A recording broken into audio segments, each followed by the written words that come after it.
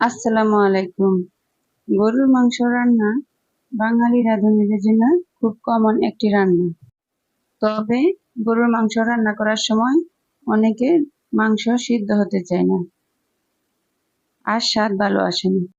তাই আজ সহজ পদ্ধতিতে গরুর মাংসের পারফেক্ট স্বাদ কিভাবে আনবেন সেই প্রসেসে আজ গরুর মাংস রান্না করে দেখাবো। চলুন গরুর মাংস রান্না করে দেখাই। এখানে আমি 1 কেজি হাড় ছাড়া ফ্রেশ গরুর মাংস নিয়েছি। এখন দিয়ে দিচ্ছি 2 টেবিল চামচ রসুন বাটা, 1 টেবিল চামচ পেঁয়াজ বাটা, 2 টেবিল চামচ আদা বাটা। এখন দিয়ে দিব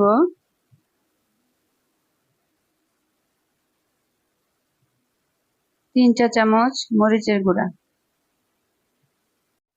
দিয়ে দিচ্ছি 2 চা চামচ হলুদ গুঁড়া, 1 টেবিল চামচ ধনিয়া গুঁড়া। এখন দিয়ে দিব 1 টেবিল চামচ জিরা গুঁড়া, ভাজা জিরা গুঁড়া। এখন দিয়ে দিব পরিমাণ মতো লবণ।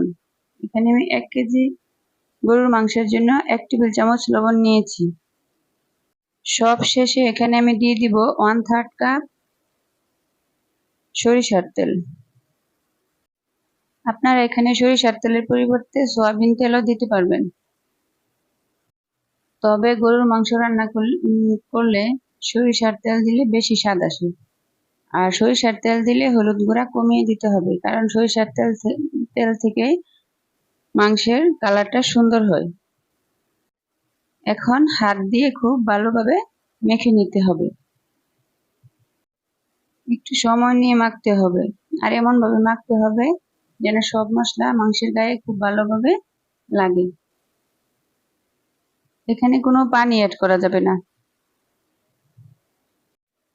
একটু সময় নিয়ে মেখে নিতে হবে।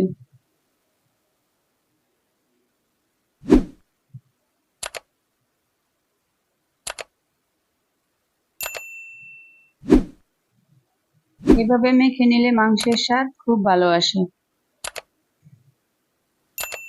আমার মাংস মশলার সাথে মাখানো হয়ে গেছে। এখন রেস্টে রাখবো 30 মিনিট।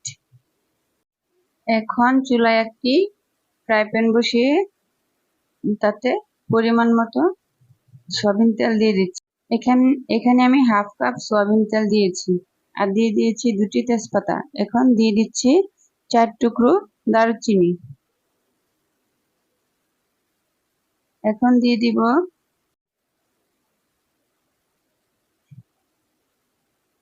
8টি কালো গোলমরিচ।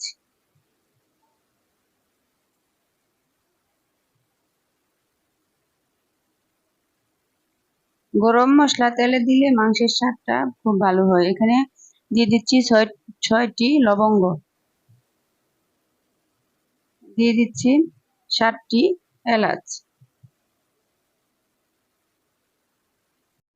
গরম মশলাগুলো হালকা তেলে ভেজে নেব, তবে এখানে এলাচ একটু চিড়ে দিতে হবে। এখন দিয়ে দিব 1 কাপ পেঁয়াজ কুচি। পেঁয়াজ বেশি দিলে যে কোনো রান্নায় খুব মজা হয়। এখন পেঁয়াজ নেড়ে চেড়ে ভেজে নেব। এখন 30 মিনিট ম্যারিনেট করা গরুর মাংস হাঁড়িতে দিয়ে দিব। এখন খুব ভালোভাবে তেলের মধ্যে নেড়ে মাংস কষাতে হবে। এখানে কোনো প্রকার পানি অ্যাড করা যাবে না। মাংস থেকে যে পানি আসবে সেটা দিয়ে কষাতে হবে। এ পর্যায়ে চুলার আঁচ মিডিয়াম থেকে হাই এর মাঝামাঝি থাকতে হবে। এখন নেড়ে তেলের মধ্যে মাংস কষিয়ে নেব।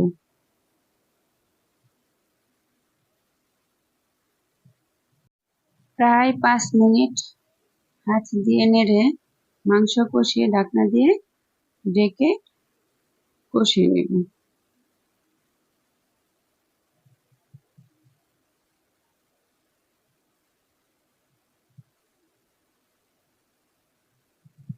এ পর্যায়ে কোনো পানি অ্যাড করা যাবে না।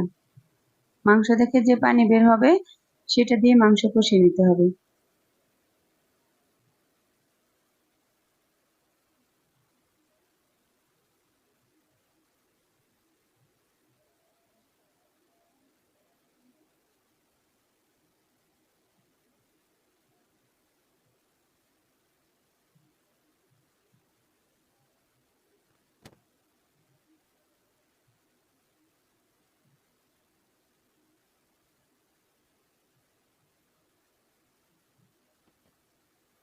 এখন দিয়ে দিব 1 চামচের 4 ভাগের 1 ভাগ সাদা গোলমরিচ গুঁড়া। এখন নেড়ে ঢাকনা দিয়ে ঢেকে মাংস কষিয়ে নেব। এই পর্যায়ে ঢাকনা দিয়ে ঢেকে মাংস কষিয়ে নেব 20 মিনিট মিডিয়ামে রেখে। আমি 20 মিনিট পর ঢাকনা খুলে ফিরে আসলাম 20 মিনিট পর। এখন আমি এটাতে 5 কাপ পানি, ফুটন্ত গরম পানি দিয়ে দিব। ভুলেও আপনারা ঠান্ডা পানি দিতে যাবেন না, ঠান্ডা পানি দিলে তাপমাত্রা কমে মাংস সিদ্ধ হয় না। আর পানি এমন ভাবে দিতে হবে যেন মাংস পানির মধ্যে ডুবে থাকে, তাহলে মাংস খুব ভালোভাবে সিদ্ধ হয়ে যাবে।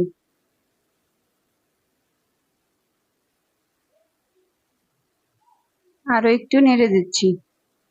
পানি দেওয়ার পর চুলার আঁচ হাই করে দিতে হবে। এই পর্যায়ে ঢাকনা দিয়ে ঢেকে রান্না করব 30 মিনিট। আমি প্রায় 20 মিনিট পর ঢাকনা খুলে এখানে দিয়ে দিব 2 টেবিল চামচ ঘি।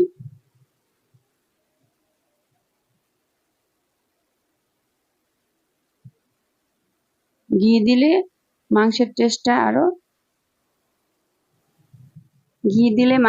টেস্টটা আরো বেড়ে যায়। এখন দিয়ে দিচ্ছি আস্ত কাঁচামরিচ।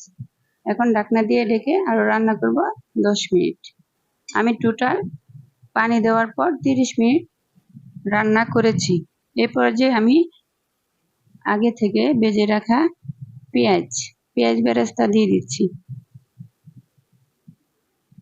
আশা করছি আমার এই প্রসেসে গরু মাংস রান্না করলে মাংস খুবই টেস্ট হবে খেতে। আমার মাংস রান্না হয়ে গেছে। এখানে আমি গরম পানি অ্যাড করার পর 30 মিনিট রান্না করেছি। 30 মিনিট রান্না করার পরে আমার মাংস খুব ভালোভাবে সিদ্ধ হয়ে গেছে। দেখেন মাংস রান্নাটা কত। আশা করছি আপনাদের কাছে আজকে আমার গরুর মাংসের রেসিপিটা ভালো লেগেছে। যদি ভালো লেগে থাকে তাহলে আমার চ্যানেলটি লাইক করবেন, কমেন্ট করবেন আর শেয়ার করবেন। ধন্যবাদ সবাইকে। আল্লাহ হাফেজ।